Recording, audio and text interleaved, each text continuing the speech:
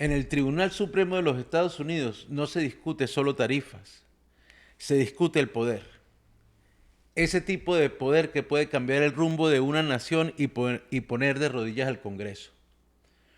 Hoy en el artículo 14 quiero resaltar la magnitud de la decisión del poder del Tribunal Supremo, que está a punto de decidir si el presidente o cualquier presidente puede imponer, modificar o eliminar las tarifas comerciales a su antojo, escudándose en la frase tan vaga como peligrosa que conocemos como seguridad nacional.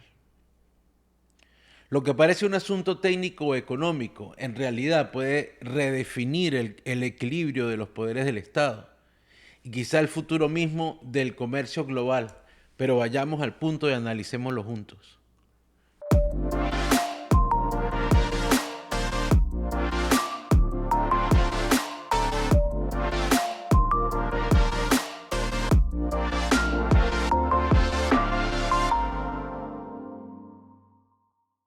Como sabemos, todo comenzó con el famoso Día de la Liberación, donde el presidente, haciendo uso de esa famosa frase, seguridad nacional, entonces impuso tarifas a todos los países del mundo, excepto a unos cuantos.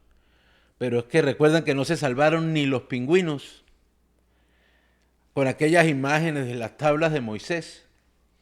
A partir de ese momento, todo se convirtió en un caos comercialmente hablando. Esas famosas tarifas, pese a que el Ejecutivo afirma que han hecho recaudar billones de dólares a los Estados Unidos, la verdad es que se han convertido en impuestos indirectos para nosotros los ciudadanos, que estamos viendo cómo los precios han subido en esos productos, producto del incremento de las importaciones. Pero en fin, ese tema ya lo tocamos antes. Además, yo no soy economista y no quiero hablar aquí de las consecuencias de las tarifas desde el punto de vista económico. El hecho aquí es que todo gira en torno a la sección 232 de la Ley de Expansión Comercial de 1962. Esa norma, en teoría, permite al presidente ajustar tarifas si una importación amenaza a la seguridad de los Estados Unidos. Pero como hemos visto en la práctica, ha sido una puerta abierta para el abuso. Durante el primer mandato del presidente Trump, si nos recordamos, utilizó esta disposición para imponer las tarifas a productos chinos, a productos mexicanos y a productos europeos. Creo que también que a canadienses, sin pasar por el Congreso, y en ese caso argumentó fue la frase proteger a los empleados americanos.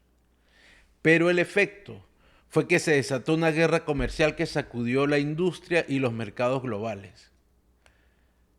Ahora el Tribunal Supremo tiene en sus manos responder a una pregunta simple pero peligrosa. ¿El presidente puede usar la excusa de seguridad nacional para fijar tarifas sin límites ni control? Vamos juntos a estudiar las probabilidades. ¿Qué pasa si el Tribunal Supremo le da un fallo favorable a Donald Trump? Entonces se estaría creando un precedente histórico.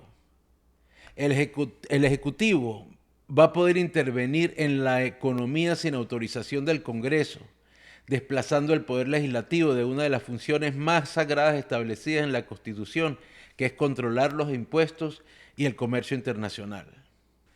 Pero no solamente eso, también significaría que la política económica del país va a quedar sujeta al estado de ánimo presidencial. El presidente podría castigar a un país con un simple decreto, podría premiar a otro. Y mientras tanto, el mercado bursátil se movería al compás de su temperamento, cosa que ya estamos viendo indirectamente. Pero con la luz verde del tribunal, el descaro sería como el que ya nos vamos acostumbrando. Porque es que si el poder tarifario se concentra en una sola mano, Wall Street ya no va a depender de la economía, sino va a depender del humor del despacho Oval.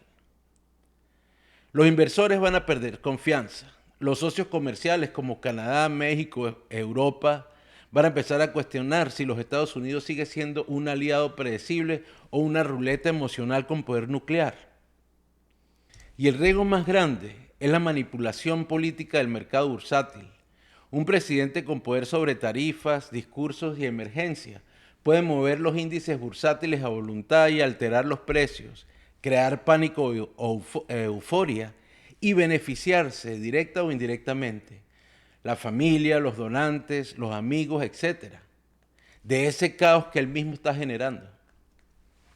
Al final la economía dejaría de ser una ciencia para convertirse en un espectáculo. Pero si la sensatez vuelve a los magistrados y el Supremo se niega y decide poner límites al mensaje, queda claro. El poder tiene fronteras. El fallo reafirmaría que el Congreso sigue siendo una voz que decide sobre el comercio, las tarifas y los impuestos. Obligaría al Ejecutivo a ejecutar cada medida y a justificarla y devolver el equilibrio al sistema de frenos y contrapesos, es decir, al check and balance. El resultado sería una señal de estabilidad y madurez institucional que traería como resultado que los mercados se calmaran.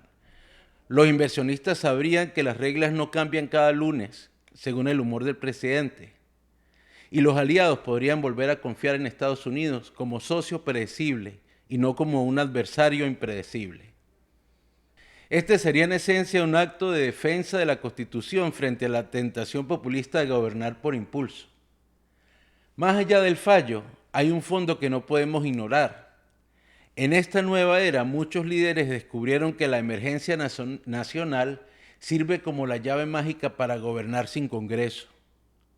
Y el problema no es solo Trump, es el presidente que venga, el que venga en el futuro, porque lo que ayer se usó para proteger empleos, mañana puede usarse para cerrar fronteras, suspender derechos o silenciar disidentes, alegando seguridad nacional o emergencia.